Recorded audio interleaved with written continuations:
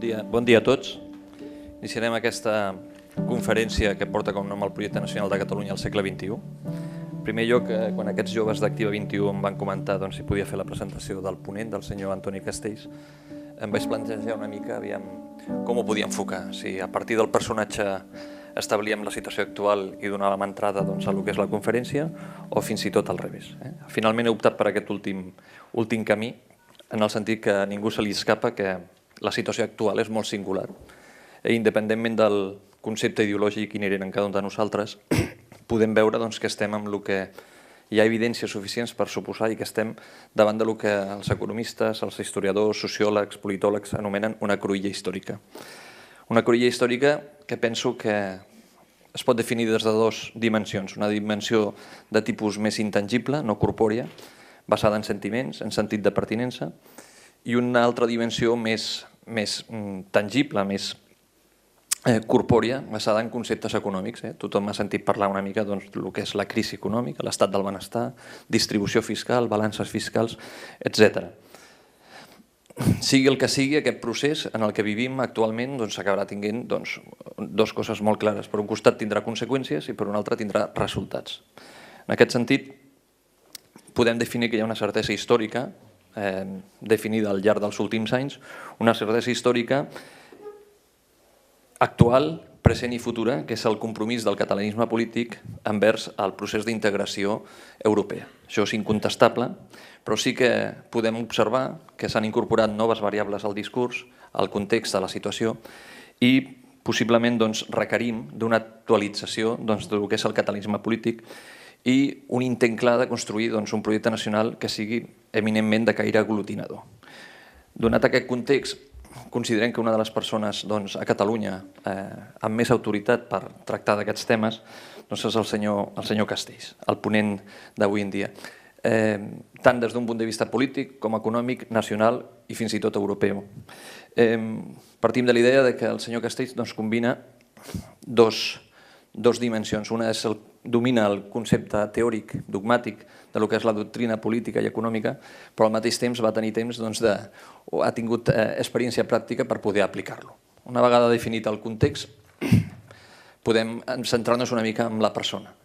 Evidentment, el currículum del senyor Castells és extens, intentaré sintetitzar-lo de la forma més breu possible.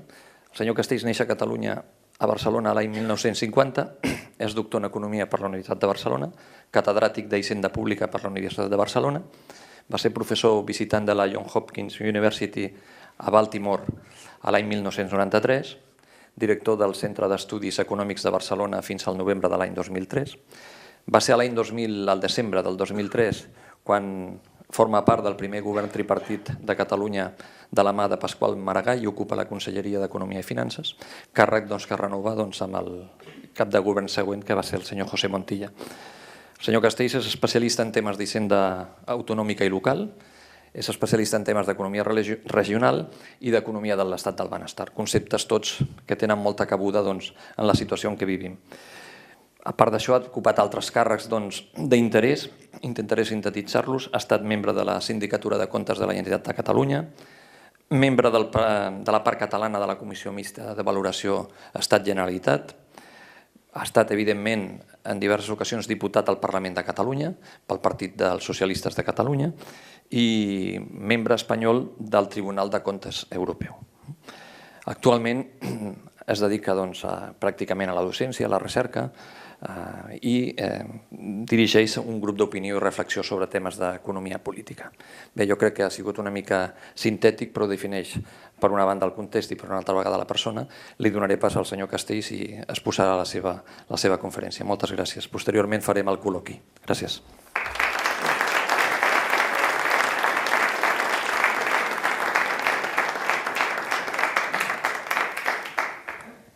Bon dia, benvolguts amics. Primer de tot haig d'agrair als amics del col·lectiu d'Activa 21 l'organització d'aquestes jornades Breathing, vaig haver de preguntar ben bé què volia dir això de Breathing, suposo que vostès també, i la invitació que m'han fet a participar en elles. I els haig de felicitar. A més, em sembla una gran iniciativa. Aquests joves de 18 a 24 anys han tingut l'empenta, com tantes vegades passa en aquest país, de decidir que volen fer coses, volen treballar, volen estar actius, volen participar en el que són les grans qüestions de la nostra societat. De manera que els felicito i els encoratjo a continuar, especialment he parlat amb el Sergi Firmino i amb l'Àngel Davant, a qui els vull agrair molt especialment aquesta invitació i naturalment a tots vostès per poder compartir aquesta estona. Efectivament, quan em van parlar del títol d'aquesta xerrada, jo els vaig suggerir títol com aquest, el Projecte Nacional de Catalunya en l'Europa del segle XXI. Perquè em sembla que realment és el que hauríem... Ara és el que realment és més important, no pensar en un moment, com deia abans ara Lluís Hernández, tan crucial, com volem que sigui el nostre país en aquesta Europa del segle XXI. I és un moment especialment important perquè està caracteritzat per 3 fets, tots ells, cada un d'ells seria realment prou determinant d'un canvi, d'una cruïlla, de manera que ens trobem amb 3 cruïlles alhora. El primer d'aquests factors és l'esgotament del pacte constitucional a Espanya. O sigui, el pacte constitucional que vam fer l'any 1978, la transició que culmina amb el pacte constitucional. Són 3 qüestions que comentaré després amb un cert deteniment. El segon és també el tancament, el final d'un cicle de 150 anys de catalanisme polític. Explicaré per què crec que estem davant del final d'un cicle.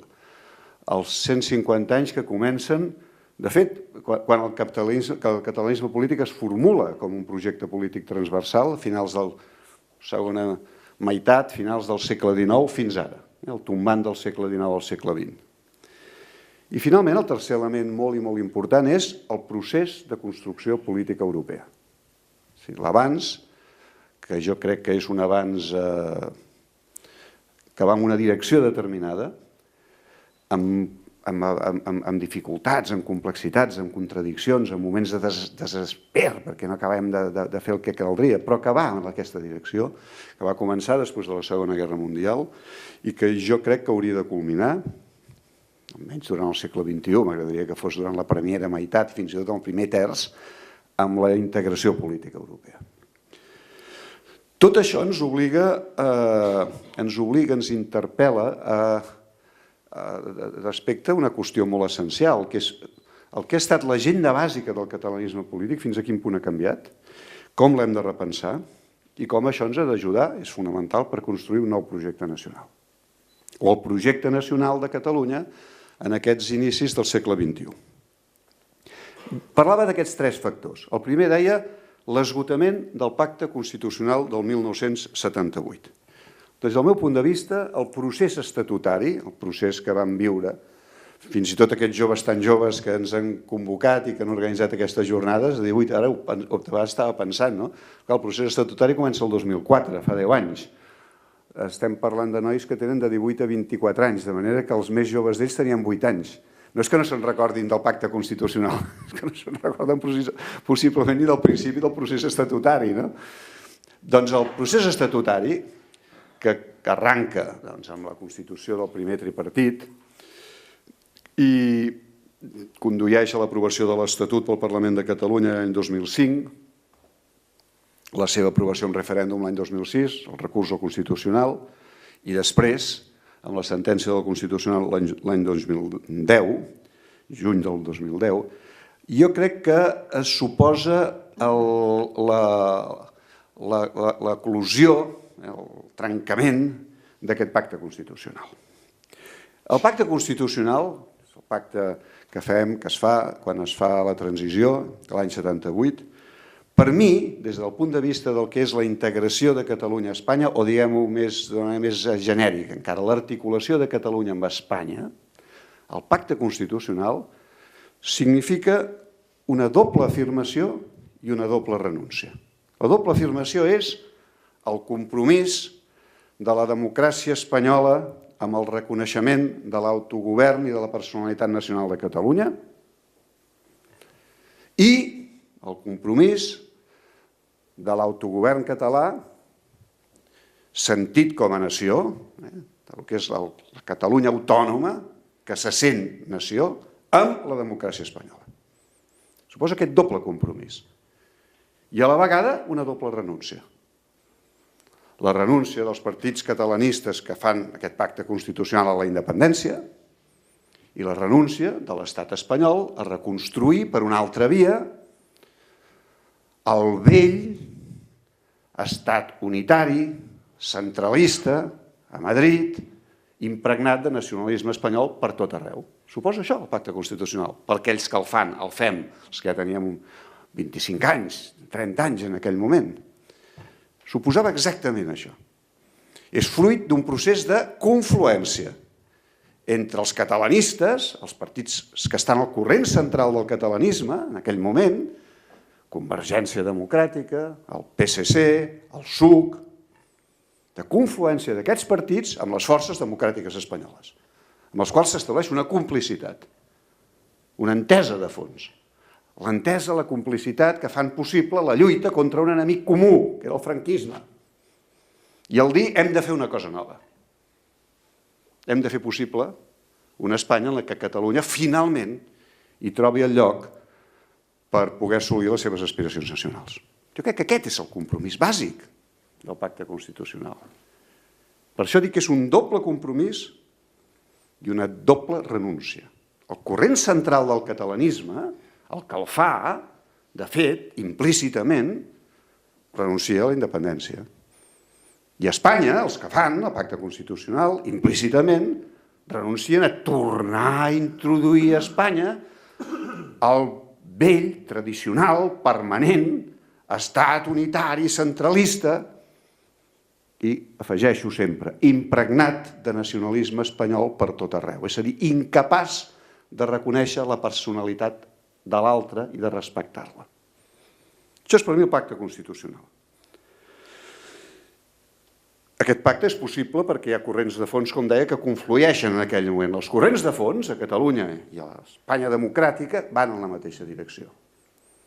Contra l'enemic comú, que hem aconseguit, gràcies també en part, que alguns dels reformistes del règim participen d'aquest pacte, hem aconseguit vèncer-lo. Aquest pacte conté un aspecte molt important, compte, que és el reconeixement nacional. Perquè quan es fa el pacte, Catalunya, i ho he dit, forma part del pacte, Catalunya se sent nació. Els partits polítics que representen la societat catalana, majoritàriament catalanistes, i alguns del AP, en aquell moment no es deia PP, es deia Aliança Popular, alguns d'UCD que no devien ser massa, però la immensa majoria catalanistes expressen la voluntat de la societat catalana de ser considerada una nació, reconeixement nacional. I Espanya, les forces espanyoles també diuen no, però Espanya també és una nació. I això fa difícil trobar una fórmula. Perquè ni les forces espanyoles estan disposades a que la Constitució digui Espanya és un estat plurinacional, que és el que nosaltres volíem. No, això no ho podem dir, perquè nosaltres som una nació. Els espanyols. No moltes nacions, som una. Ni les forces catalanes podien estar disposades a una Constitució que no reconegués el fet nacional català. I per resoldre aquest problema, que la política ha de servir per resoldre problemes i per resoldre'ls de veritat, no de broma, no fent un maquillatge, es va trobar una expressió fonamental, que era nacionalidades y regiones. Allò no era per treure's el problema de sobre, allò era per resoldre el problema, és a dir, no, és el reconeixement nacional de Catalunya i del País Basc, i potser de Galícia. I tothom en aquell moment, quan es firma la Constitució l'any 78, és perfectament conscient que l'expressió nacionales y regiones, em sembla que està a l'article 2 de la Constitució, el frontispici, té un valor polític transcendental. És ni més ni menys que el reconeixement nacional d'allò que deien les nacions perifèriques. De manera que això és el pacte constitucional.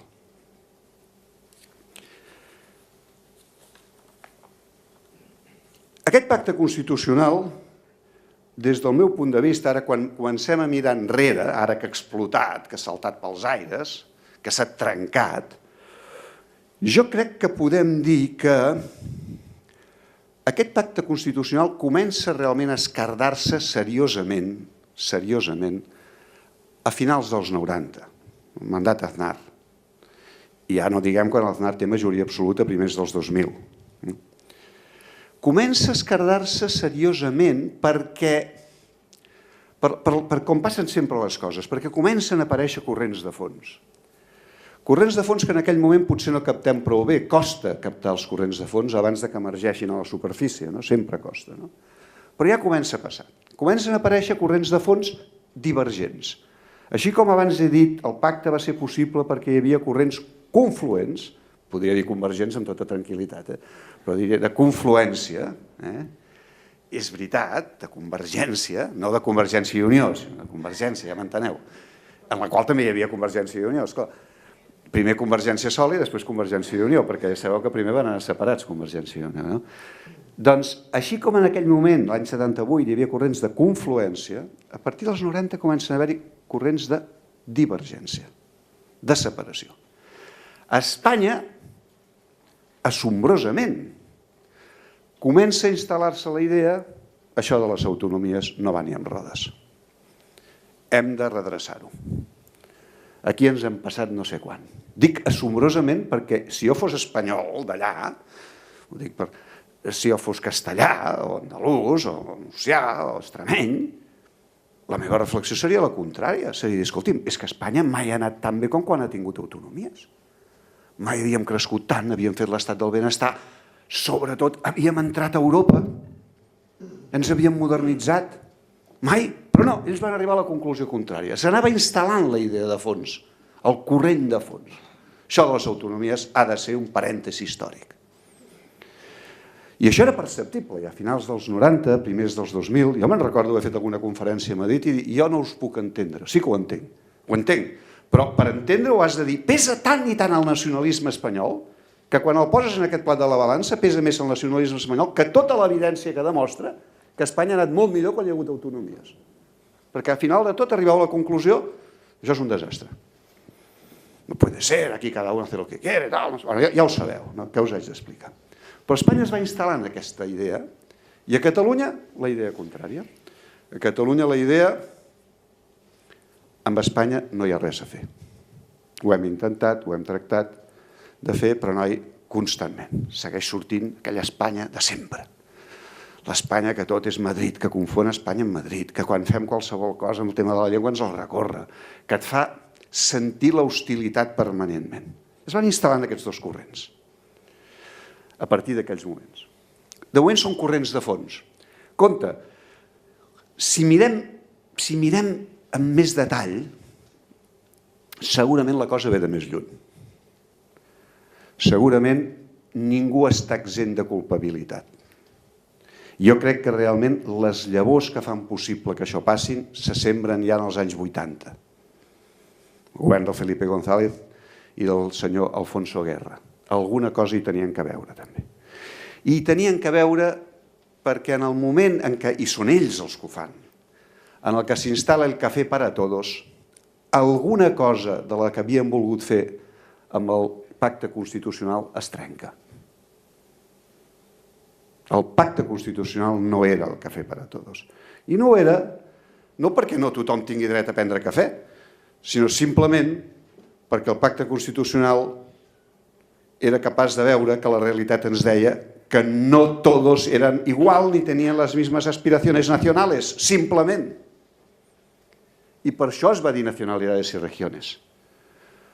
Però en el moment en què s'instal·la el cafè per a tots, que comença a consolidar-se ja el govern democràtic després del cop d'estat, que d'alguna cosa devia influir en el cafè per a tots, també, per cert, del 23 de febrer, allò que ja us he dit que havia estat clau en la Constitució, que és la distinció entre nacionalidades i regiones, que era el reconeixement nacional, es converteix en res.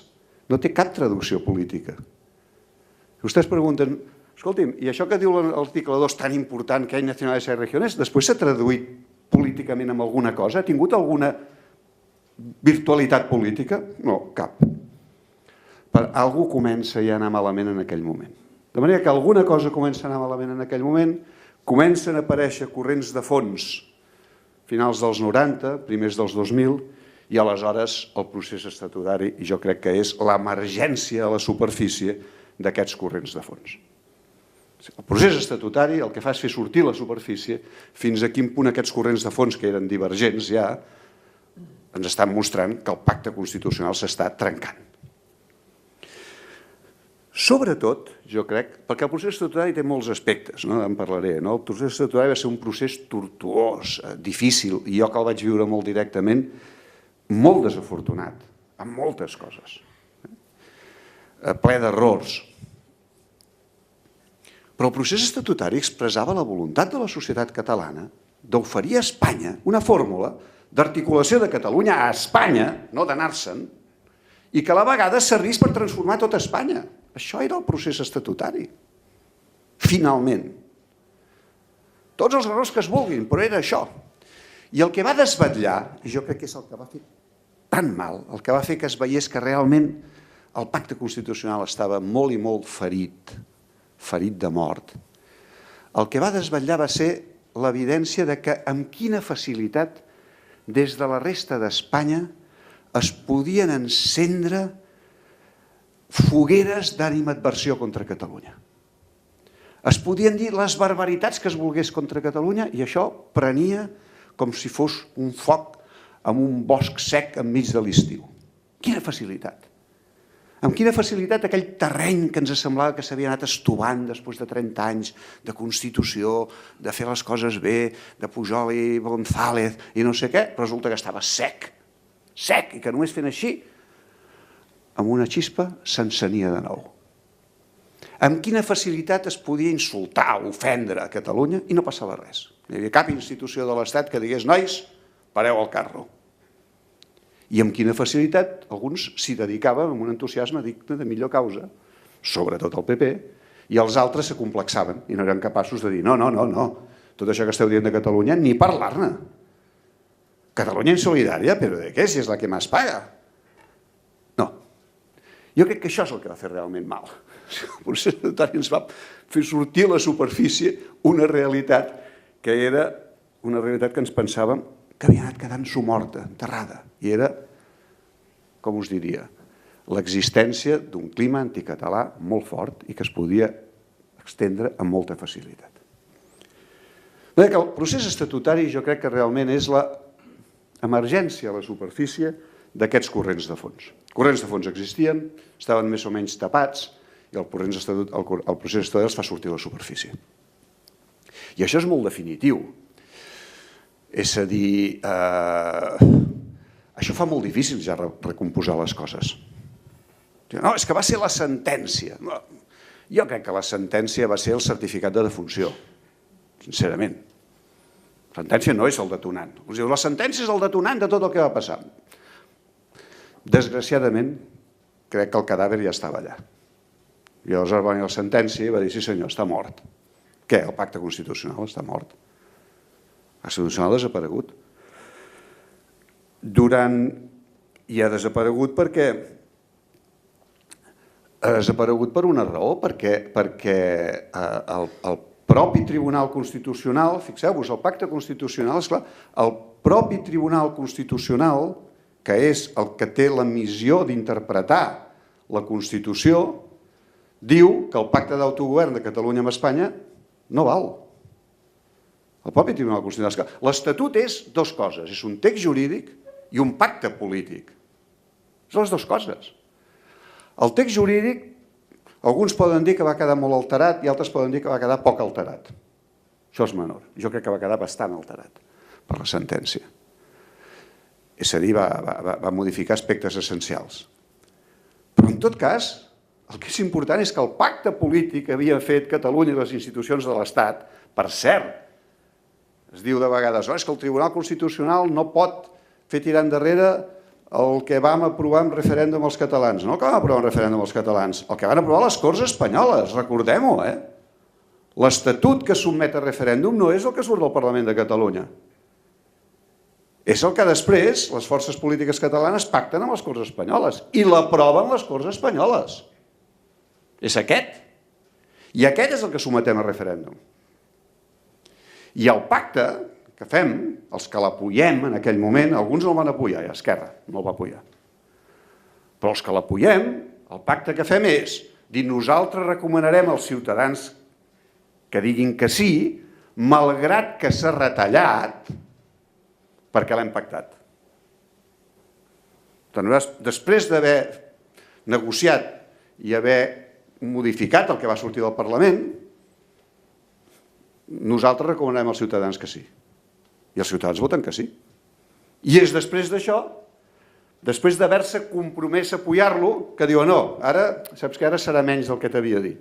És aquest el problema, que es trenca un pacte i el trenquen les institucions de l'Estat. Naturalment, en el moment en què el propi Tribunal Constitucional, que és l'intèrpret de la Constitució, diu aquest pacte polític, que era l'Estatut, no cap dins de la Constitució, no ens ha d'estranyar que moltes de les forces polítiques que el van apoyar, i ja no diguem les que no el van apoyar, diguin la Constitució ja no ens serveix. Ja no empara el nostre pacte polític. És lògic que passés això. De manera que la sentència del Constitucional, sí, la sentència del Constitucional el que fa és, des del meu punt de vista, tancar una etapa. L'etapa en la qual havíem pensat que la Constitució era el marc en el qual podíem fer aquest pacte polític entre Catalunya i Espanya. I obre la porta a una nova etapa que és la que estem assistint. Durant 2 anys això es va viure, com us diria, us va viure amb una certa... A mi em va sorprendre com no érem conscients el 2010 de que la relació entre Catalunya i Espanya quedava, sobretot com no en tenia Madrid, que la relació entre Catalunya i Espanya quedava simplement en la pura provisionalitat. Entrava en la pura provisionalitat. Entràvem en el terreny desconegut. L'Estatut, la Constitució, ja no eren el marc regulador de les relacions entre Catalunya i Espanya. Sí, ho eren jurídicament, esclar, però no políticament. No políticament en el sentit en què la política suposa, necessita el suport, la legitimació davant d'aquells en qui s'adopten les decisions. La societat catalana havia deixat d'acceptar l'Estatut com el marc de relacions i entràvem en la pura provisionalitat. Vam descobrir que això era així el dia 11 de setembre de l'any 2012, amb la gran manifestació. Allà es tanca el parèntesis de la provisionalitat. I allà ens adonem d'una cosa, que és que el terreny central del catalanisme ja no l'ocupen els plantejaments que l'havien ocupat durant 150 anys. L'ocupa un plantejament que sempre havia estat marginal, existia, però era marginal, que és el sobiranisme. 11 de setembre del 2012. I amb això entro en el segon aspecte que us deia. Primer, trencament del pacte constitucional. Ara està la pura provisionalitat. Suposo que Madrid n'és conscient ara d'això. 2.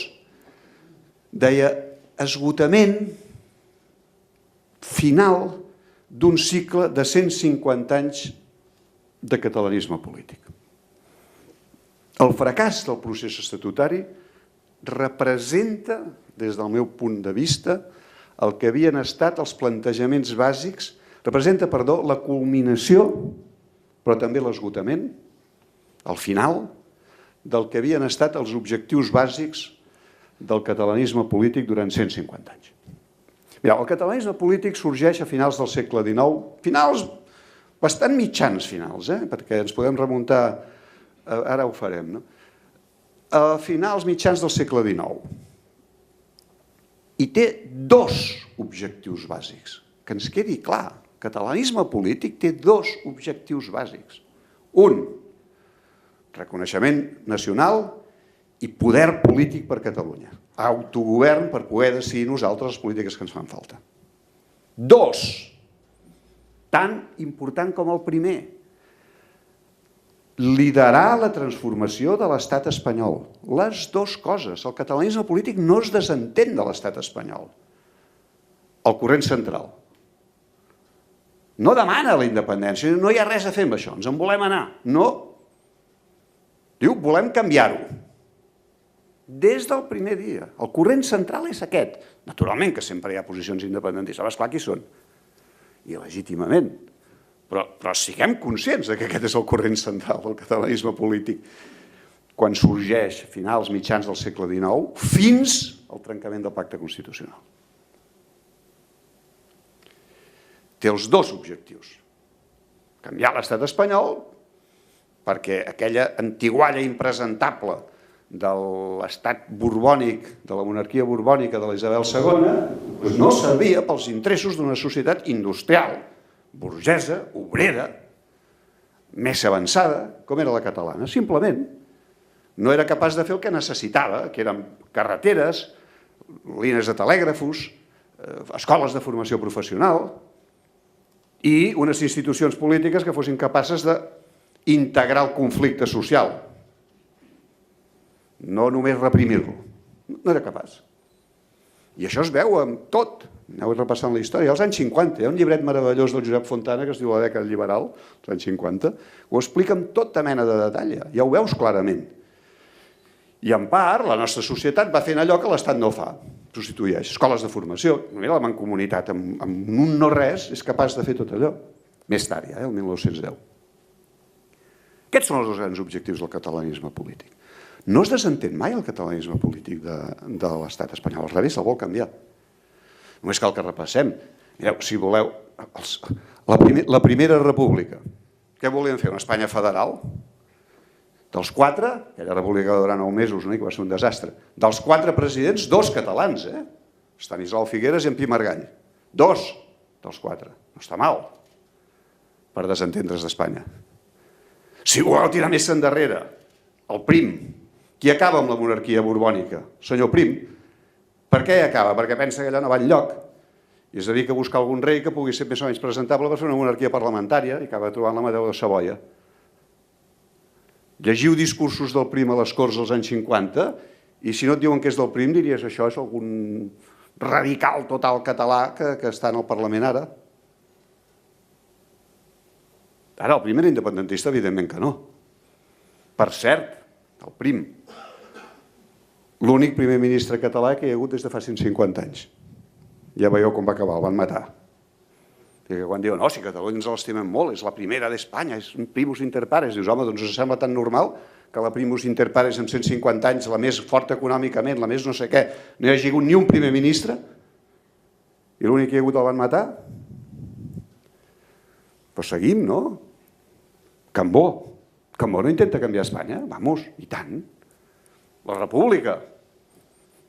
Don Jaume Carner, ministre d'Hisenda. El company va ser ministre. Durant la guerra, el govern d'aquí no es va independitzar i va tenir les possibilitats de fer-ho. Es va comprometre amb la sort de la República. Mireu el Tarradellas. La transició i la democràcia. Les forces polítiques catalanes en primera fila de fer una Constitució nova. Miquel Roca, Jordi Soler, entre els 7 pares de la Constitució, Pujol jugant un paper clau, el SUC, el PSC, no es va desentendre mai, al revés. Quan diuen, no, és que esclar, per què no proposeu? Però si portem 150 anys proposant coses, home. I per això jo dic que el fracàs del procés estatutari és culminació i esgotament. El projecte d'estatut d'en Pasqual Maragall, si podem dir, simbolitza la culminació i l'esgotament del que ha estat aquesta tradició essencial del catalanisme polític. És culminació i esgotament. No es podia portar més lluny. Tractem d'oferir Espanya, ja ho dic, jo crec que d'una manera molt tortuosa, desafortunada, va ser un procés tot ell manifestament millorable. Però finalment això és el que es tracta de fer, de proposar a Espanya una interpretació de la Constitució que ens permeti ser-hi tots. I al fer-ho, Pasqual Maragall, aquí quan es pot dir ara, és que no era independentista, és que no ho era tampoc el Pujol, ni l'altre, és que el corrent central no és independentista. Al fer això, Pasqual Maragall fa el que està en el vell mig de la tradició del catalanisme polític, assumeix aquest llegat i el porta al màxim i fracassem. Pasqual Maragall fa el que cantaven els poetes, el seu avi Joan Maragall, quan deia escolta Espanya la veu d'un fill que et parla en llengua no castellana. D'un fill! O a l'Espriu, quan deia diverses són les parles i diversos els homes i convindran molts noms a un sol amor. Quin era aquest amor? Safarat, que no és ben bé Espanya. Però bueno, no era independentista això, És el que estava en el moll de l'os del catalanisme polític. I amb el Pasqual Maragall es porta més lluny que mai. i fracassa, i se'n gira en contra. I el que provoca és la convicció que el que sorgeix és un sentiment anticatalà a tot Espanya i la convicció que, us ho dic molt clarament, Espanya no vol ser redimida, salvada, transformada per Catalunya. No vol, s'ha acabat. Dins del que eren aquests dos objectius bàsics del catalanisme polític, un d'ells, que era transformar l'estat espanyol per fer-lo més tot això que voleu, cau de l'agenda. Ja no forma part dels objectius bàsics del catalanisme polític, el de transformar l'estat espanyol. En part perquè ja s'ha transformat. Aquest estat té molts inconvenients. Segueix sent centralista, basat en Madrid, d'inspiració radial, però esclar, no és un estat incapaç d'atendre les necessitats d'un estat industrial com era el del segle XIX. No, això no. Això més o menys ho fa bé, al revés. El que tenim aquí és un grup dirigent que està interrelacionat per tot arreu, no? Entre les grans empreses espanyoles i els poders de l'Estat. Ara no li toca a Catalunya, ja. Transformar aquest estat per fer-lo un estat habitable per tots, que reconeixi la diversitat nacional i que sigui capaç d'admetre els nivells d'autogovern que tenen els estats federals de veritat, nosaltres ho hem intentat de totes les maneres i Espanya ens ha dit no volem, estem molt bé com som i a més, vosaltres per què us hi fiqueu? I en part tenen raó, si són feliços així que ho siguin. Ara, nosaltres tenim dret a dir nosaltres no ho som. Amb aquesta Espanya no compteu amb nosaltres. De manera que jo crec que això suposa un canvi essencial en el que ha estat els objectius bàsics del catalanisme polític. I us ho dic jo he participat d'aquest procés, d'aquest projecte, he format part d'un projecte polític que tenia aquest objectiu en el centre. I després del procés estatutari, després del fracàs del projecte d'estatut, jo arribo a la conclusió, aquest objectiu s'ha acabat. No és poca cosa, perquè estem parlant de 150 anys de catalanisme polític, reemplaçar això. No és poca cosa. Però em sembla que sí, que això desapareix com un dels punts centrals del catalanisme polític. En canvi, quan hem de repensar l'agenda del catalanisme, n'hi hem d'introduir un de nou. Europa. Europa. Hem de seguir intentant transformar l'estat espanyol per fer-lo un estat habitable des del punt de vista del pluralisme, de la diversitat, del reconeixement nacional. Jo crec que això, sincerament, ja no ens pertoca a nosaltres. Si volen canviar, que ho diguin ells. Cuidado! El que no podem fer és deixar de parlar-ne si ens diuen ens ho hem pensat molt bé i, noi, sí, ens agradaria fer una Espanya d'aquesta manera. Ens parlem, a veure si va en sèrio aquest cop. Però no ens toca a nosaltres assumir la iniciativa. Per això a mi quan em parlen de terceres vies dic, però que n'hi ha alguna allà. Proposen alguna fora de l'amenaça? Doncs a mi que no hi comptin per proposar-ne masses. Estem escaldats que ens tanquin la porta als morros. Però en canvi Europa. Europa sí. No podem pensar el futur, com us diria, la traducció política del nostre futur nacional, el poder polític que volem que tingui la nostra nació, fora del context europeu. Això és per mi simplement impensable. No cal recordar fins a quin punt el catalanisme i l'europeisme han estat sempre de la mà. El catalanisme sempre ha estat europeista. Hi ha altres que no ho són, Hi ha moviments nacionalistes a Europa que són antieuropeistes. El catalanisme no. Però és que, a més, jo crec que estem en un moment, en aquests instants, en els que realment la integració política europea és absolutament imprescindible. Aquí, com deia abans, culminació i esgotament, el projecte d'estatut, a Europa ens passa una mica el mateix. Jo crec que l'euro, la introducció de l'euro, suposa la culminació i l'esgotament de la lògica que havia conduït el procés d'integració europea fins a aquell moment, el que es deia la lògica Monnet. Pel Jean Monnet, que és un dels pares d'Europa. Lògica Monnet era la de dir nosaltres volem realment el federalisme europeu, voldríem que Europa avancés molt ja cap a la creació dels Estats Units d'Europa, però les societats europees no estan preparades. De manera que hem d'anar avançant per baix amb la integració econòmica, institucional, i això portarà darrere la integració política. Jo crec que fins l'euro això era correcte, però l'euro suposa la culminació d'això. Difícilment es pot avançar més ja en la integració econòmica si compartim l'euro, la moneda, però és també ja donar el pas cap a la integració política. És renunciar ni més ni menys que a la sobirania en la moneda, que és una de les més importants que té qualsevol estat. Per tant, a la vegada que suposa anar molt enllà en la integració econòmica, suposa també un pas decisiu d'integració política, l'euro. I aquest pas no pot anar sol, i és el problema en què ens trobem ara. Perquè no hi ha moneda sense estat. Aneu repassant en el món. Hi ha estats sense moneda, que agafen la moneda d'un altre, però no hi ha moneda sense estat. De manera que el punt en què ens trobem amb el procés d'integració monetària, o bé avancem cap a la integració política, la creació d'un poder polític europeu digne d'aquest nom, o bé retrocedirem amb la moneda. És el punt en què ens trobem. I de fet, si mireu, durant els darrers anys, des de l'any 2010, en fa 4, els passos que s'han donat, des del punt de vista de transferir poder polític dels estats membres cap a Europa, són enormes. Quantitat de qüestions que avui no decideix l'estat espanyol. Es decideixen a Brussel·les, només cal que ho veiem, no?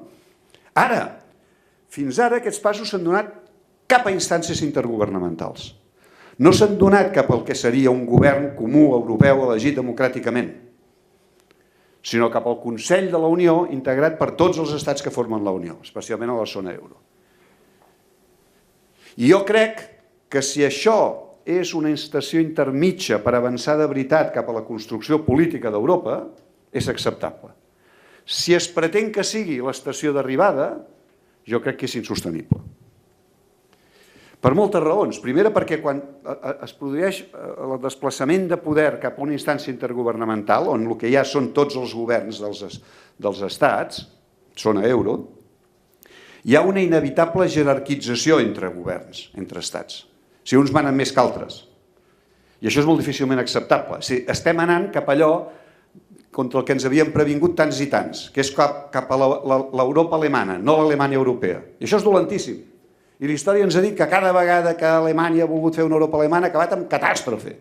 Però no és que ho digui jo, és que ho diu el Helmut Schmidt, i ho deia el Willy Brandt, i ho deia el Helmut Kohl. Deia, sobretot, preveniu-nos de la tentació de fer una Europa alemana. I encleu-nos a Europa, obligueu-nos a fer una Alemanya europea. I no és acceptable pels altres estats que n'hi hagi un que mani més que ells. És també dolent perquè la lògica intergovernamental és una lògica en la que prevalen els interessos nacionals. I és lògic, perquè estan allà representant els seus estats, els primers ministres. Quan es critica la senyora Merkel, i es fa molt sovint, no? Diu, és que esclar, la senyora Merkel ens imposa aquestes coses, fa que els creditors no els hi costi res la crisi i tot sobre els deutors. Jo dic, sí, però és que la senyora Merkel representa els interessos alemans, o és que ho hem oblidat? És que està allà representant els seus electors? És que no faria el que li toca si en lloc de defensar els seus electors en defensés uns altres. Una altra cosa seria que l'haguéssim elegit entre tots. Ah, amigos. I després, perquè no ens enganyem, el fet que les decisions es prenguin en una instància intergovernamental, com és aquesta, produeix una fractura bàsica entre legitimitat i poder. És a dir, entre aquells que han estat elegits i aquells que manen. Els que han estat elegits no manen, el senyor Rajoy, l'hem elegit, i és el president del govern espanyol, se'n va allà i li diuen el que ha de fer. I per tant, com que no mana, té la legitimitat d'origen però va perdent-la d'exercici, i els que manen, que són la senyora Merkel i els membres de la comissió, els senyors de la comissió que després venen aquí a imposar les seves regles, no els hem elegit. Això és molt greu des del punt de vista democràtic. Si els que elegeixes no manen i els que manen no els has elegit. I acaba produint, no ens ha d'estranyar que passi, un distanciament dels ciutadans respecte a dues coses. Respecte a la idea d'Europa, que t'imposa tot un conjunt de mesures sense que tu els hagis escollit, i respecte a la idea del sistema democràtic, que penses que serveix per molt poc. I és el que s'està produint, un distanciament. I això només es pot arreglar restablint la correspondència entre l'àmbit en el qual s'exerceix el poder polític, que cada vegada més és a Europa, i l'àmbit en el qual es fan les eleccions, que encara no és Europa. És a dir, només es pot resoldre anant de veritat cap a un govern democràtic europeu. Un govern comú, democràtic europeu. Catalunya està genuïnament interessada en això, en la construcció d'aquest nou ordre polític europeu inequívocament democràtic. I està per convicció europeista, per la història, per les arrels. Perquè construir Europa forma part sempre dels objectius del catalanisme polític. Però també perquè tot el que sigui transferir poder polític des dels estats membres a Brussel·les, a nosaltres ens convé. Tot el que sigui fer això ens convé.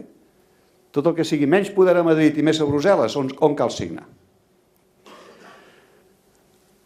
Per tant, no podem no incloure aquest punt com un punt essencial en l'agenda política del catalanisme avui.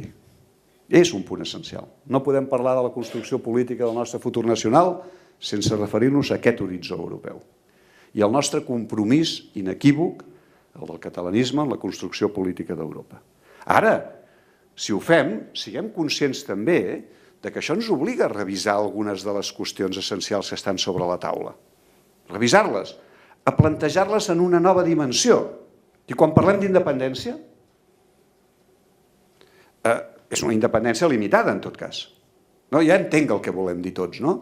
Però siguem conscients que és una independència que la sotmetem a estar dins d'una realitat política europea integrada, una Unió Federal Europea. Per tant, una independència limitada, una independència que té per objectiu, finalment, crear una nova entitat política dins de la qual no serem independents. Si no és així, no compteu amb mi. Quan parlem de sobirania, també estem parlant d'una sobirania limitada, perquè jo el que vull és transferir sobirania a Europa. De fet, ja ho estem fent.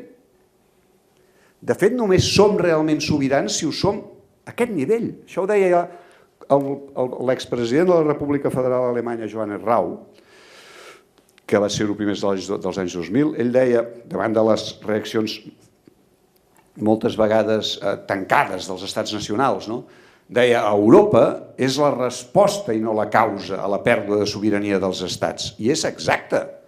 Els estats ja han perdut sobirania davant del poder dels mercats que els passa per tot arreu. I només a nivell europeu aconseguirem recuperar aquest poder davant dels mercats i de l'economia.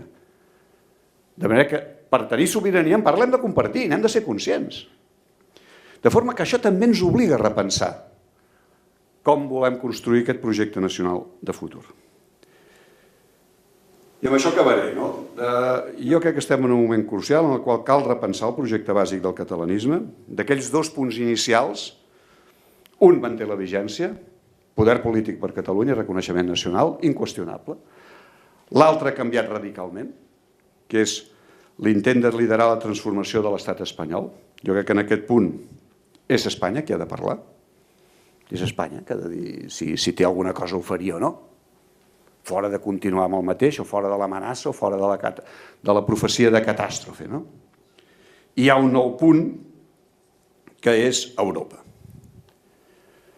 En aquest projecte nacional de Catalunya en l'Europa del segle XXI hem de tenir clar l'objectiu immediat. L'objectiu immediat avui, una vegada s'ha trencat el pacte constitucional, una vegada ja no té validesa aquell doble compromís i aquella doble renúncia perquè s'ha trencat. Recordeu que us deien doble compromís i doble renúncia. La nostra era la independència, la d'ells era reconstruir l'estat unitari espanyol impregnat de nacionalisme espanyol. Això s'ha trencat. Doncs ara es toca parlar als catalans. Allò s'ha trencat, hem de dir què volem. I què volem vol dir de quina manera volem construir el nostre futur polític, dins o fora de l'estat espanyol. De manera que l'objectiu immediat és el referèndum. Jo crec que això ho hauríem de tenir clar. La batalla que avui tenim davant és aquesta. I tot el que sigui dividir-nos per les opcions en les que després podríem plantejar-se en el referèndum, jo crec que ens afebleix. Perquè ens estem dividint per qüestions que encara no estan sobre la taula, quan en aquella que avui està sobre la taula hauríem d'anar junts. Avui l'objectiu és el referèndum. I com que és un objectiu tan i tan difícil, tan i tan complicat, si fos un tràmit, podríem dir, no, parlem ja de les qüestions que plantejarem en el referèndum. Però aquest objectiu no l'hem guanyat, ni està tan clar que sigui una cosa senzilla. Aquells que diuen, no, és que, escoltin, això s'hauria de poder fer, sí, s'hauria de poder fer, però és molt excepcional. És molt excepcional fer un referèndum perquè una part d'un país digui que se'n vol anar. Tenim la sort que això es fa a països tan civilitzats com Quebec, Canadà o Escòcia, el Regne Unit, i tenim la sort que hi ha eminents especialistes en dret constitucional, espanyols, com el senyor Rubio Llorente, que expliquen com això es pot fer dins de la Constitució espanyola.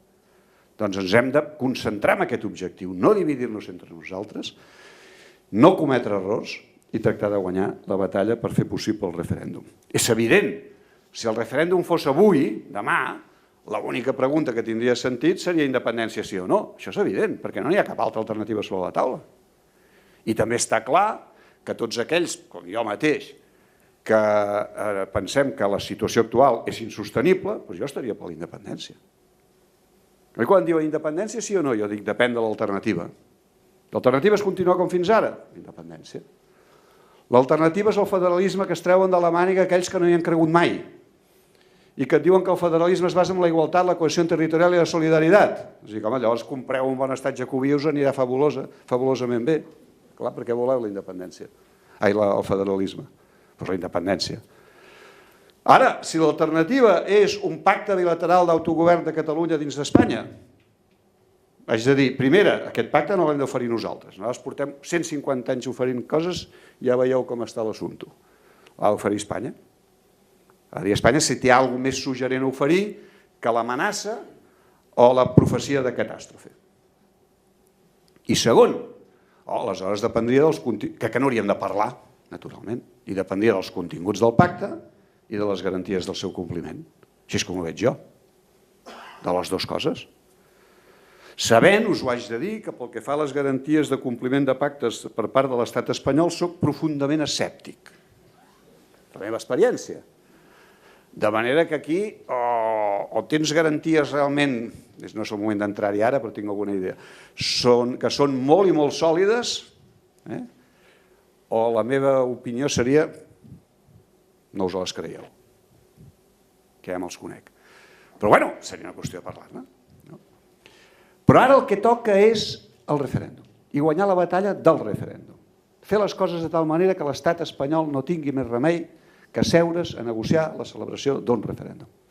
I això vol dir fer les coses molt ben fetes, vol dir no dividir-nos entre nosaltres per qüestions accessòries i vol dir guanyar el crèdit d'aquells que en una situació de bloqueig al final hauran de ser els àrbitres, que és la comunitat internacional.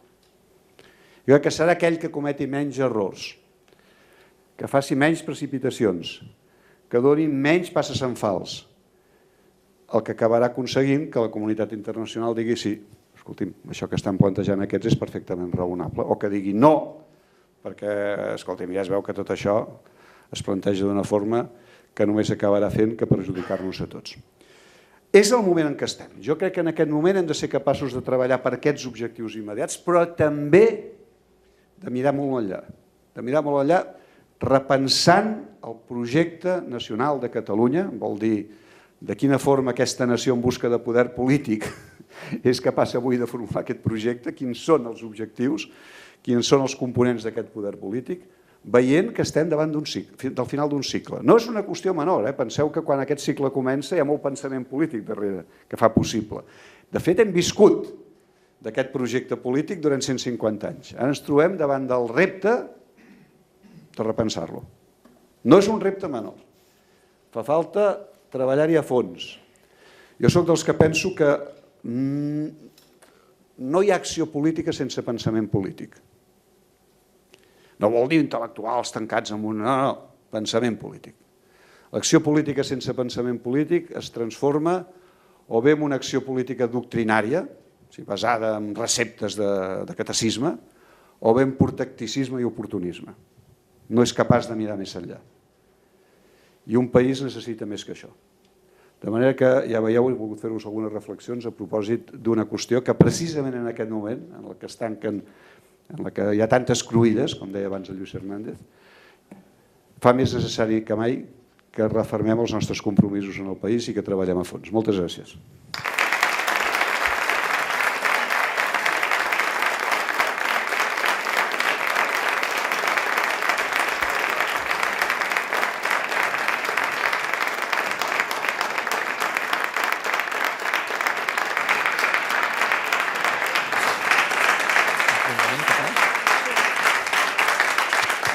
No sé si...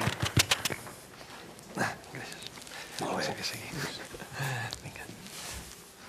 Bé, doncs ara començarem una mica el que és el col·loqui debat. Us pregaria que féssiu les preguntes pertinents al senyor Castells. Intentem evitar una mica l'opinió, perquè l'opinió cada un tenim la nostra, però sí la pregunta concisa perquè ell pugui desenvolupar part del seu plantejament polític i econòmic.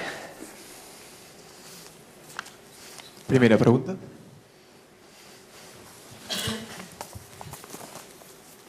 Bon dia, senyor Castells. Conseller, felicitats per la conferència, està molt entretinguda i ens ha fet reflexionar bastant. La primera pregunta, per sortir una mica de la línia que vostè anava, però crec que força important, quin paper creu que ha de fer avui en dia el PSC com a pèl de paller dintre del catalanisme polític? Vist que tenia una evolució dels últims 30 anys de pal de paller realment centrat i que els últims anys, els últims mesos, sembla que ha anat perdent i s'ha anat distorsionant bastant. Gràcies. Bueno, quin crec que hauria de tenir més que el que els meus desitjos li explicaré el que crec que ha passat. No, jo ja li he dit, en el moment en què es produeix la sentència del Tribunal Constitucional i el certificat de defunció del pacte constitucional, tots els partits que són fills del pacte constitucional queden molt tocats. Perquè són partits que es basaven en la doble afirmació. El compromís de Catalunya amb la democràcia espanyola i la democràcia espanyola amb el reconeixement nacional i l'autogovern de Catalunya. D'alguna manera feien possible la doble afirmació de Catalunya i Espanya, per entendre'ns. Sí, que és el del catalanisme polític. Jo em puc sentir, jo soc català, em sento català com a subjecte polític i també em sento espanyol com a subjecte. No m'avergonyeixo, diguem així, de sentir-me espanyol com a subjecte polític. Escolta, em sento... Finalment hem aconseguit una democràcia presentable, diguem-ho així. Jo crec que això, en el moment en què es trenca el pacte, es trenca aquesta possibilitat. I, per tant, tots aquells partits que tenen el seu ànima, aquesta doble afirmació, queden molt tocats. Han d'escollir camp. En el moment en què es polaritza la situació, han d'escollir camp. I això al PSC li representa un problema gairebé ontològic, essencial, d'essència. Jo veig molt difícil que si la vida política en Catalunya i en Espanya continua en la dinàmica en què està, i veig difícil que no hi continuï, que el PSC que coneixíem sigui reconstruïble, el que coneixíem. En aquell moment, l'any 2010, possiblement hagués estat possible si el PSC hagués sortit amb una força enorme reivindicant l'esperit, reivindicant reconstruir, construir gairebé des de zero un pacte bilateral d'autogovern de Catalunya dins d'Espanya inspirat en els principis de la Constitució, fins i tot en contra dels seus intèrpretes. Jo vaig proposar-ho, això, que ha de fer això el PSC. Si no ho fa, està mort, perquè les dinàmiques de la polarització li passaran per damunt. És el que ha passat. Els altres partits fills del pacte també bastant. La Convergència, és evident que estem parlant d'una Convergència que va passar a 34 escons. En va tenir 62 l'any 2010. I amb el Pujol 70. I és que la Convergència és filla del pacte constitucional. No ens enganyem, això és evident. I el mateix SUC. El mateix SUC, que està fent bé, la iniciativa. Han mantingut molt dignament la seva posició amb el tema nacional, però també és filla. Llavors, l'ensorrament, per exemple, del PSC no el recull massa el SUC, o no el recull com l'hagués pogut recollir. Per tant, tots estan tocats. El PSC molt, perquè el PSC té el component que ha afectat constantment amb tot això, que és la vinculació amb el PSOE. Llavors, hi ha un moment, que és l'actual, en el qual la línia divisòria de la política catalana, per això he dit el que he dit al final, no ha de passar ara pels que volen la independència i els que no. Ha de passar pels que estan lluitant per fer possible el referèndum i els que estan fent tot el possible que no es faci. Aquesta és la línia divisòria. I en política és fonamental tenir clar l'objectiu immediat. No anticipis l'objectiu de després, que potser ens divideix ara, quan estem tots al mateix bàndol. Ara l'objectiu és aquest. I l'única línia divisòria que avui té sentit és aquesta. Qui està fent tot el possible perquè es faci el referèndum? Qui està fent tot el possible perquè no es faci? Desgraciadament, el PSC, després d'un any de vacil·lacions, es va trobar molt atrapat l'any 2012 amb el debat de política general i va fer un pas important aleshores, que és comprometre's a favor del referèndum. El PSC, en aquella sessió del Consell Nacional del mes de novembre de l'any passat, va decidir passar el Rubicon i situar-se en el camp dels que no volen el referèndum, desgraciadament, i això és així. Per què? Per estalviar-se problemes amb el PSOE. Sembla d'una evidència total. I per això jo considero molt important que dins del bloc dels que volen el referèndum hi hagi socialistes catalans, o gent que ve, o que ha estat, o que simpatitzaria amb el socialisme català. Per això vaig veure molt bé que 3 diputats donessin el pas que van donar el mes de gener, el 16 de gener, i per això jo vaig ser dels que va signar un document i vaig contribuir que el signessin altres, donant-lo suport, document que va tenir va recollir moltes signatures. De manera que jo crec que avui cal que hi hagi una expressió potent del socialisme català en el bloc dels que volem el referèndum, claríssimament, present, inequívocament amb això, si cal per criticar de vegades com s'està conduint el procés. Jo crec que hi ha coses que s'han de criticar, perquè surti bé, I dos, crec, responent a què crec que s'hauria de fer, crec que està per construir, gairebé des de zero, a Catalunya, un projecte polític que tingui 3 característiques, que és una, que aspiri a ser majoritària, alternativa de govern, no testimonial. 2, d'esquerres, de centre-esquerra, progressista, socialdemòcrata, diguem-li com vulguem. I 3, d'obediència estrictament catalana. Crec que això no existeix. Això s'ha de construir gairebé des de zero i que el primer que hauria de veure que s'ha de construir és el PSC, perquè avui no és aquesta alternativa. Em sembla bastant evident, no? Quan corre el perill de ser la 4ª o la 5ª força política, no és l'alternativa.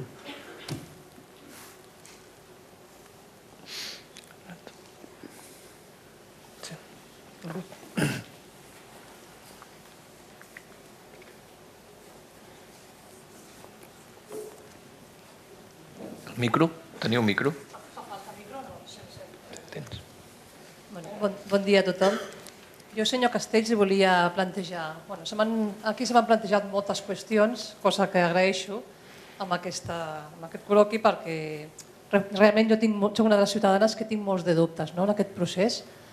I jo volia preguntar-li, com a ciutadà català, quina seria la pregunta que plantejaria vostè en el referèndum perquè tots aquests ciutadans, que jo crec que són molts, que ara estem en un procés de reflexió molt profund de cap a on caminarem o cap a on arribarem amb si realment se produeix aquesta independència, aquest procés d'independència, perquè jo crec que la majoria de persones que estem en aquest debat, que dia a dia pensàvem que trobaríem una resposta, jo crec que políticament no ens ajuda perquè hi ha el debat que la independència serà l'única opció fantàstica, hi ha altra ciutadania que pensa que la independència no és bona, això és el que ens han venut els polítics i amb aquesta reflexió interior que ens hem de fer, jo crec que és més la por que ens porta a no veure el que hi haurà darrere d'això, perquè sempre els canvis produeixen por, qualsevol tipus de canvi produeix por, i la por aquesta suposo que és per no saber el que vostè deia abans, el saber el que hi haurà darrere d'aquesta cantonada. Per tant, jo com a ciutadà, més que com a polític i conseller, li preguntaria quina és la pregunta que vostè formularia perquè qualsevol ciutadà poguéssim anar el dia del referèndum a votar tranquil·lament sí o no, perquè poguéssim entendre realment amb simplicitat tot aquest procés. I després, referent a la Constitució, tots sabem que és una llei que ja ha quedat obsoleta, que realment ja no és una bona eina per poder tirar endavant el projecte polític de l'Estat. I, per tant, jo tinc un dubte, com és que els polítics no hem sigut capaços o no som capaços de començar a treballar aquesta qüestió. Portem molts anys i ara realment hem arribat a aquest punt a veure que la Constitució ja és més un impediment que una eina. Per tant, quan serà el moment que els polítics començarem a treballar en aquest procés de reflexió i de canvi de la Constitució, perquè realment ara ja són molts anys que és com tot, vull dir, si no ens modernitzem, si per un cantó anem avançant i per l'altre les eines que tenim les deixem obsoletes, arribarà un moment que tot això xoca i és veritat que deixem de tenir aquestes eines que necessitem per tirar endavant. Gràcies. No, respecte a la primera qüestió, jo no tinc una resposta fàcil, perquè el que preguntes és realment... Jo crec que és impossible respondre. És a dir, a pensar que tu aniràs amb un referèndum tenint una informació rigorosa, precisa, exacta de totes les conseqüències d'una i altra alternativa, això crec que es pot descartar. Mira, el cas d'Escòcia és molt curiós. Pensa que Escòcia el referèndum es fa al setembre d'aquest any, no? I el 19, em sembla que és, no? El 19 de setembre, em sembla. I es donen de termini un any i mig, fins al març del 2016, per, si surt el sí, negociar les condicions en les que faria la independència. Jo recordo haver-los preguntat a ells, però això com és possible? Perquè llavors tu vas a votar sí o no a la independència sense saber en quines condicions seràs independent. Això és molt difícil. Jo recordo haver-los preguntat a experts d'allà, no? Per exemple, el tema d'Europa, per mi clau. El tema del deute que hauràs d'assumir o no, del deute anglès, el tema de la lliure. I et diuen sí. Diu, saps per què això? Perquè el senyor Cameron és primer ministre de tot el Regne Unit. I ell, fins que aquesta part del Regne Unit, Escòcia, no hagi decidit que es vol separar, no pot negociar amb una part del Regne Unit les condicions de la independència. Això ho farà quan ells hagin decidit que volen ser independents, abans no. De manera que, fixa't, el cas d'Escòcia n'hi han a votar i no sabran què. De manera que tot el que es diu abans està tenyit de l'efecte que vols que tingui sobre el referèndum. Això és inevitable. O sigui, quan ara surten els anglesos i diuen us quedareu fora de la lliure, fora del Banc d'England, fora de no sé què, no us deixarem fer tot això, dius, això ho fan, naturalment, això té un impacte en el referèndum, que no se sap massa quin, perquè ara resulta que ha augmentat els que diuen que diran que sí després de les amenaces. És curiós. Ho llegia l'altre dia, el contrari del que es pensaven. Però l'endemà, el que tractes és de minimitzar els costos. L'endemà. Per això jo en algun paper que he fet dic, Europa, per mi té dos objectius. Primer, si pot, evitar la independència de Catalunya, perquè és un problema. La independència de Catalunya per Europa és un problema. És un problema perquè pot crear un efecte contagi en molts altres llocs d'Europa i perquè, sobretot, fa que Espanya sigui un país inviable econòmicament. Això que estan dient, que nosaltres ens ensorrarem, nosaltres no sé què, no, vosaltres us ensorrareu, home. Perquè nosaltres som més rics, cony, clar. I si Espanya esdevé inviable, l'euro té un problema. L'euro té un problema. I, per tant, per a Europa això és un problema. Siguem-ne conscients. Jo dic, siguem-ne conscients. Ara, per tant, fixa't, Europa vol que Catalunya sigui independent o no? En principi, jo crec que si pot tractaria d'evitar-ho. De manera que el lògic seria que digués que no sigui independent. Però a continuació, dir-li al Rajoy, fes el favor de negociar i de cedir, perquè amb aquesta actitud estàs fent que ho siguin més. Però segon, imagina't que ho és. En cas de que ho fos, Europa què voldria? Que fos amb el menor cost possible. Òbviament. Parlant, pactant, negociant, mirant que assumissin part del deute perquè Espanya no sigui inviable.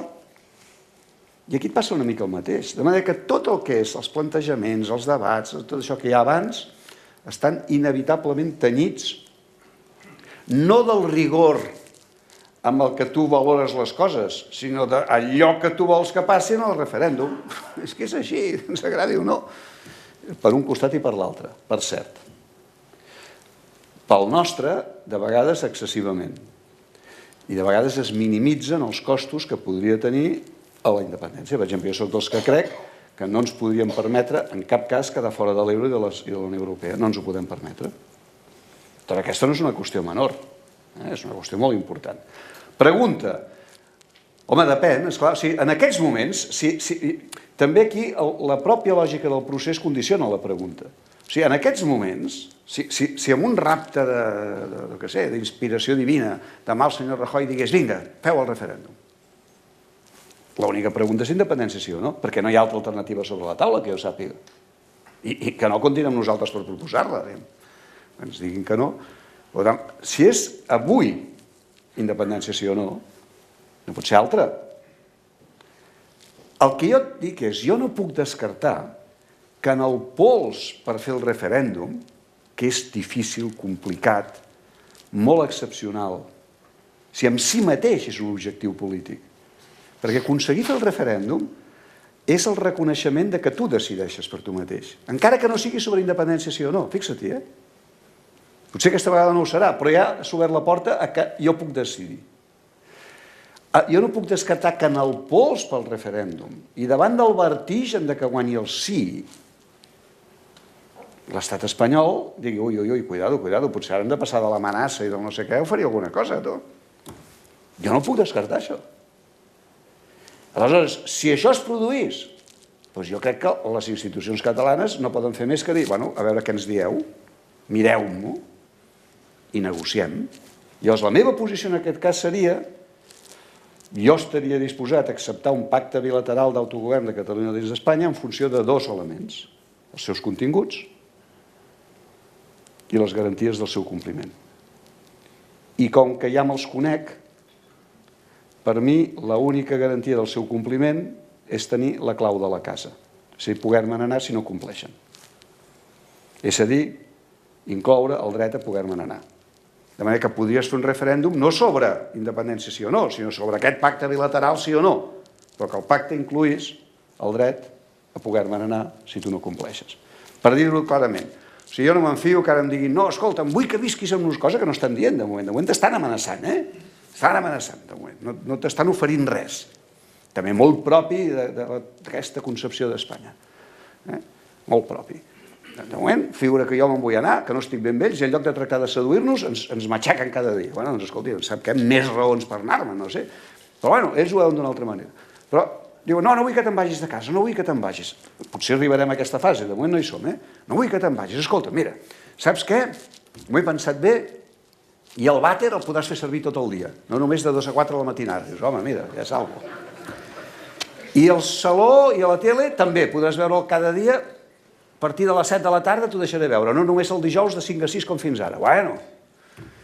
I podràs sortir a passejar sempre que vulguis. Bueno, escolta'm, això ja és un èxit. No, com abans, només el dimecres a la nit. I ara què? Em dius que sí, no? Dic no, dic que sí, però vull la clau de la casa. Sí, però vull la clau, perquè si no compleixes me n'aniré. I el pany el posaré jo, perquè et conec. Això és el que dic.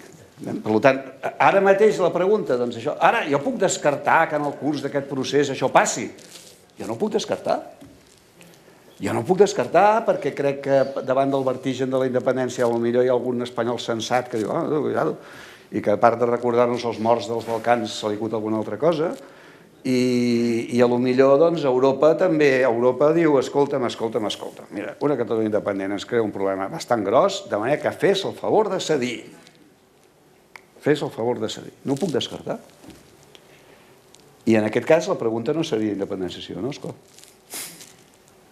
I en aquest cas, No, només una última qüestió que he preguntat abans, que era el tema constitucional. Amb això tens tota la raó. Però això, noi, la història espanyola és terrible, no? És terrible. Jo admiro països com els Estats Units, que tenen la mateixa Constitució des de l'any 1788. I que cada dimarts, després del primer dilluns del mes de novembre, cada 4 anys escolleixen un president, des d'aquell any.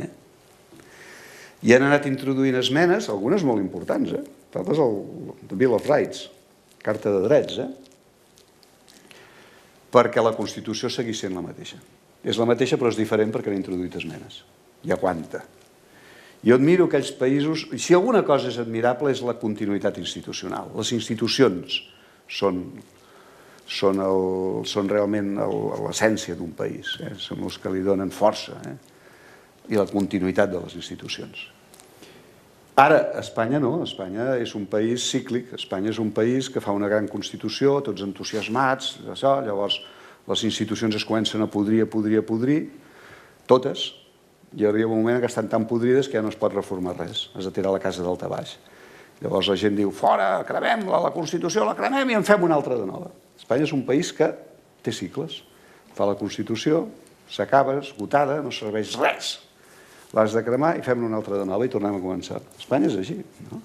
De manera que jo ja m'agradaria que haguéssim fet canvis perquè hagués seguit mantenint-se viva, però no s'ha fet. No s'ha fet. Són incapaços, home, són incapaços. Prevalen els interessos partidistes. És un desastre tot això. Els partits han corromput les institucions fins a un extrem monumental. I les institucions avui estan totes, ja ho veieu, desprestigiades, tocades de mort. De manera que si em preguntes, s'hagués hagut de fer? Sí. I som a temps? Tinc els meus dubtes. Però si no som capaços ni de canviar un article per dir que les senyores també poden ser reines, explicaràs. Escolti, si no em puc canviar ni això. Què vols que et digui? Ja m'agradaria a mi, no? Passem Més preguntes? A la següent pregunta. Bon dia. Durant la seva conferència se m'han quedat les dues paraules, culminació i esgotament, i llavors em ve al cap la frase de que l'home és l'únic que ensopega dues vegades amb la mateixa pedra. I no sé si podríem dir que el catalanista és l'únic que ha ensopegat 150 anys amb la mateixa pedra. No sé si podríem dir. La segona pregunta seria, quan dius que hem de guanyar la batalla del referèndum, què vol dir? Referèndum sí o sí, sobre quina base legal, si el tomben, què fem? I donat que la setmana passada, el divendres, vam fer un col·loqui sobre desobediència civil, no sé si el govern o la mateixa ciutadania hi haurà un moment que haurà de desobeir.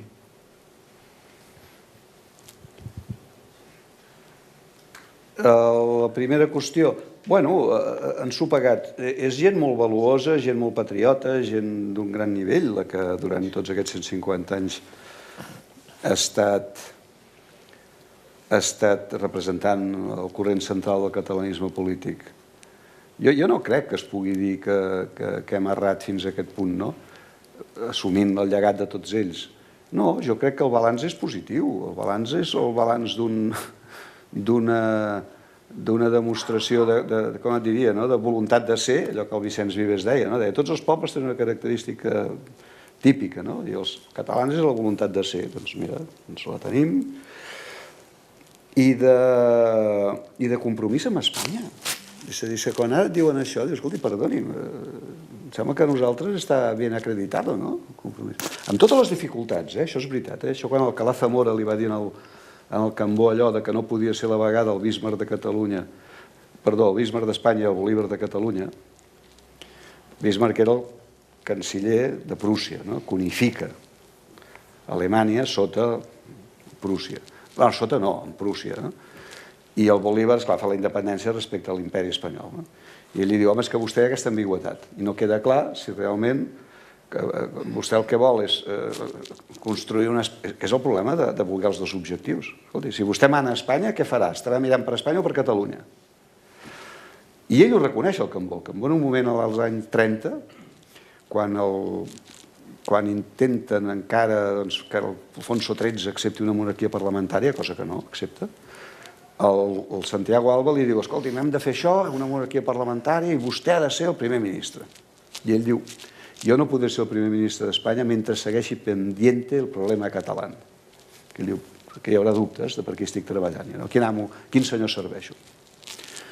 Però jo crec que aquests 150 anys no són de cap manera un error, són fruit de l'expressió del que volia la majoria del poble català, que era això. És que és així, és que el poble català volia això. I per tant respon al que ha estat l'objectiu nacional del país en cada moment històric. I ara sí, ara estem davant d'un nou cicle, jo crec, en aquest terreny.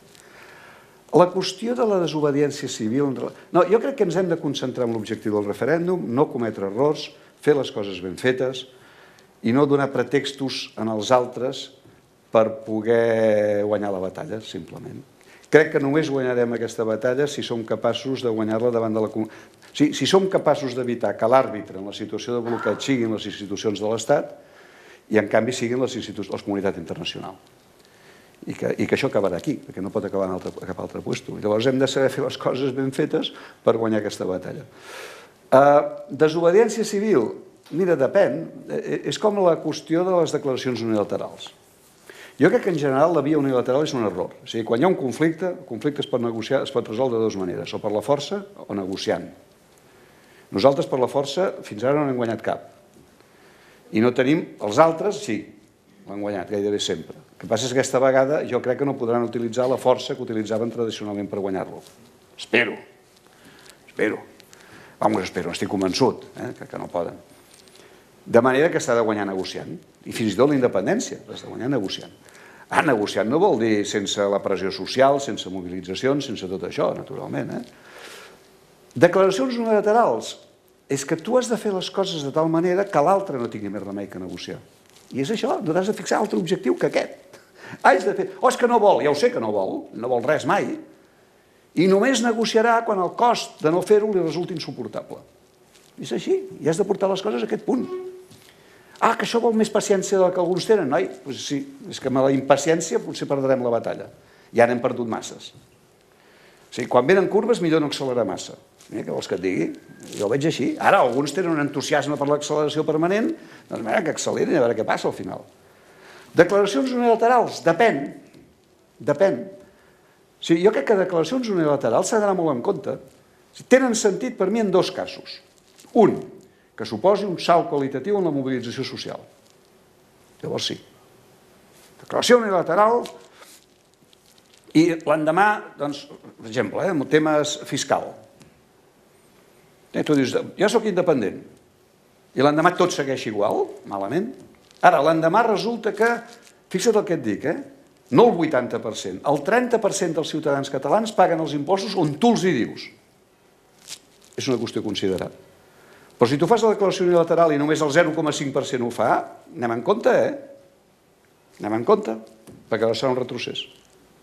De manera que declaracions unilaterals, sí sempre que hagis calculat molt bé la reacció, tinguis una idea precisa, no enredant-te tu mateix, de la resistència dels materials, de la relació de forces, i sàpigues que tindrà un seguiment apreciable. Primera condició per fer declaració, primera aquesta. Segona, que pot ser alternativa en aquesta, vull dir que pot ser sense aquesta, també en valdria. Si una vegada feta una declaració unilateral, alguns països molt significatius del món reconeixen. Doncs parlem-ne també. Parlem-ne. Mira, quan Croàcia es va declarar independent, immediatament Alemanya i el Vaticà la van reconèixer. Estem parlant de coses molt sèries. Però si resulta que no et reconeix ningú i que la mobilització és 0,5, millor que ens ho pensem. Perquè si no haurem caigut amb el que la història ens diu que ens acostuma a passar, ens ha passat molt a la història, que és l'esbravada i després el retrocés. I jo crec que això ho hem d'evitar. Aquesta vegada ho hem d'evitar. És que res, perquè sabem que és una malaltia a la qual som propensos, diguem-ne. Mirem de no caure-hi un cop més. Anem a l'última pregunta, o de les últimes preguntes. Gràcies. Sí, bon dia. Em volia preguntar, en relació al referèndum... Més fort. Sí. Ara? Sí, no? En relació al referèndum, si es planteja com a mecanisme de negociació, si per part del govern espanyol, abans de fer-lo el referèndum, es plantegés la negociació, a mi m'agradaria... Clar, jo quedaria una mica decebut, perquè a mi m'agradaria que ja estem amb aquest pas que s'acabés fent el referèndum. És que no entenc, no se sent bé, Sí? Ara? Potser crida una mica. Ara? Ara. En relació al referèndum, és a dir, jo tinc una mica ja el neguit que s'acabi celebrant. De celebrar-ho, de fer-lo. Clar, es parla de que sembla ser que dins d'aquesta doble joc del govern espanyol i nosaltres, si per part del govern espanyol es plantegés alguna mena de negociació, és a dir, el que no m'agradaria seria que fos el referèndum com una eina per aconseguir una negociació, sinó que el que m'agradaria seria que aquest referèndum s'acabés celebrant. No sé si estem coincidint. Després, aquesta primera, ja me l'acaba de contestar. Tenia dues preguntes més. Una qüestió una mica més tècnica de qui serà les persones que es podran votar, és a dir, si es podrà considerar simplement l'empadronament o les persones que estan empadronades fora però són d'origen català. Aquesta qüestió tècnica m'agradaria, no sé si se sap una mica cap a on anirà, i després si el referèndum, donat que és una qüestió que a nivell sociològic Catalunya és una mica complicat, que hi ha gent de tants orígens diferents, i donat que és una qüestió tan important i que deriva cap a un destí d'un estat propi, podria arribar-hi, seria possible que aquest referèndum marqués com a obligatori la votació cap a tot tipus de... tots els ciutadans? No, la primera qüestió l'he contestat. No, jo estic totalment d'acord amb tu. Alguns igual tenen aquesta idea, de dir, mira, si ara ens ofereixen una cosa, saps què, ens n'oblidem del referèndum? Jo seré el primer que diré, jo no hi estic d'acord. Que no es tracta ara de treure els conills de la xistera, sincerament. Però crec que el país no hi està d'acord amb això. Això en aquests moments no cola, per entendre'ns. No, la qüestió del cens, jo aquesta és una qüestió molt concreta, tècnica, i no la conec massa bé. Jo m'imagino que seria el cens dels empadronats i ho han de baixar l'edat, de 16, em sembla. I l'altre jo ho veig complicat. Sí que hi ha països que fan votacions obligatòries, eleccions obligatòries, però jo crec que això podria adulterar una mica. Jo sóc dels que crec que s'ha de fer amb tota llibertat i que vagi a votar qui vulgui i crec que seria una votació molt massiva, però no obligant, perquè, escolta'm, el que no vol pronunciar-se té dret a no fer-ho, al meu entendre. La participació també és un signe de suport o no. Per tant, jo crec que aquesta és una variable que s'ha de deixar que siguin els propis ciutadans que la decideixin. Anem a l'última pregunta ja, que ens estem passant el temps. Gràcies. Hola, bon dia. A veure, heu dit al principi, i lligant-ho amb el que heu dit a la part final de la vostra exposició, que hi havia hagut un pacte en el 78 amb la Constitució. El problema està, diríem, en què potser hi ha una part, la part catalana, que es creu el que signa, o almenys aparentment les persones que en aquells moments van representar la part catalana van donar mostres de creure-s'ho això, de creure's el que van signar. Una altra cosa és que el cos social s'ho creiés més o menys. Però el que sembla que és evident és que l'altra part, no diria evident però almenys ho ha demostrat l'experiència, és que no s'ho creia. És a dir, immediatament després, o poc immediatament després, sigui pel cop d'estat o perquè ja no s'ho creien, diríem, es trenca aquesta credibilitat que havien de donar amb el sentit de dir, bueno, doncs sí, farem que s'articuli, heu fet servir aquesta paraula, entre Catalunya i Espanya. Immediatament, o al cap de poc temps, això ja es trenca. I a partir d'aquí no es fan actuacions que puguin denotar una veritat o una postura de veritat per aquesta articulació. Llavors jo ho lligo amb el que heu dit a la part final.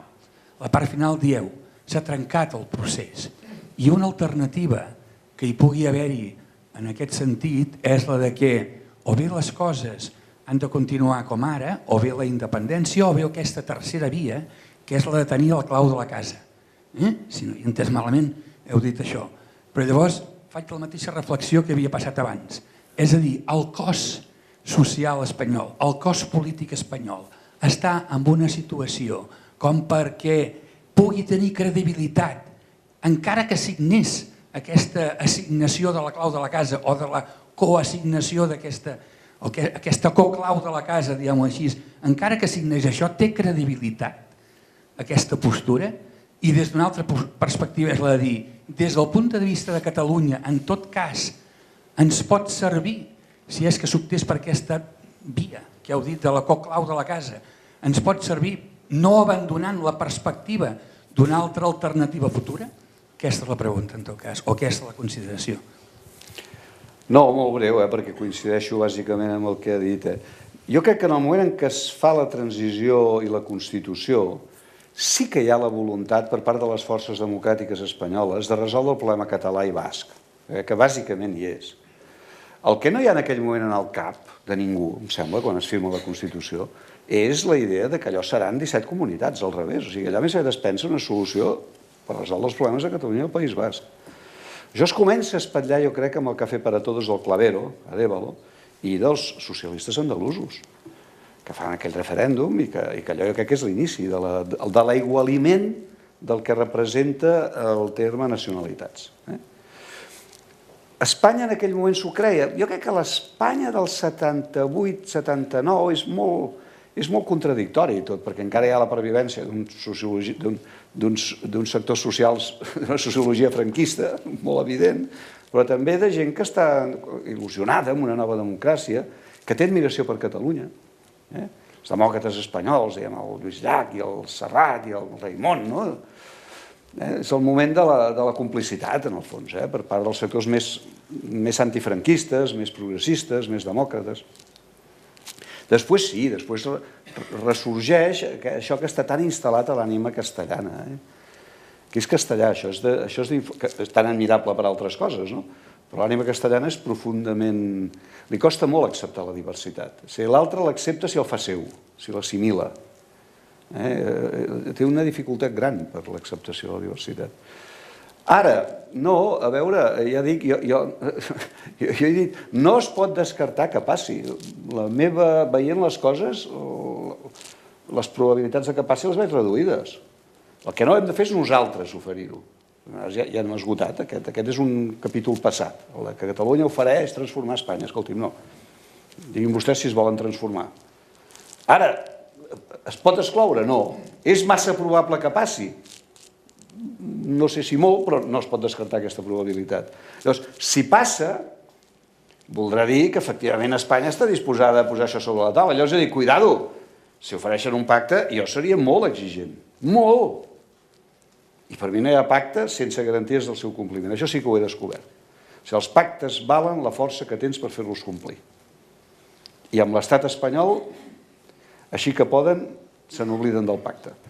De manera que la garantia és molt gran, o jo us aconsellaria, no us els creieu. Ara, puc excloure que la garantia sigui molt gran?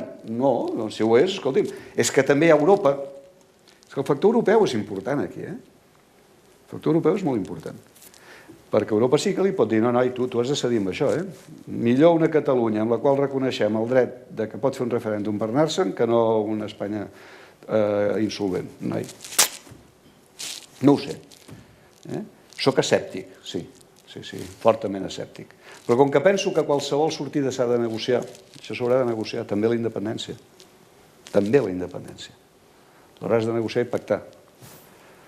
Tampoc no els agradarà massa pactar això, De manera que qualsevol cosa l'haurem de negociar i pactar. I això, com deia el president Tarradellas, els responsables de les nostres victòries i derrotes som nosaltres mateixos. De manera que som nosaltres que hem de guanyar aquesta batalla. I fer-ho ben fet. I que si la perdem sigui perquè l'altre ho ha fet...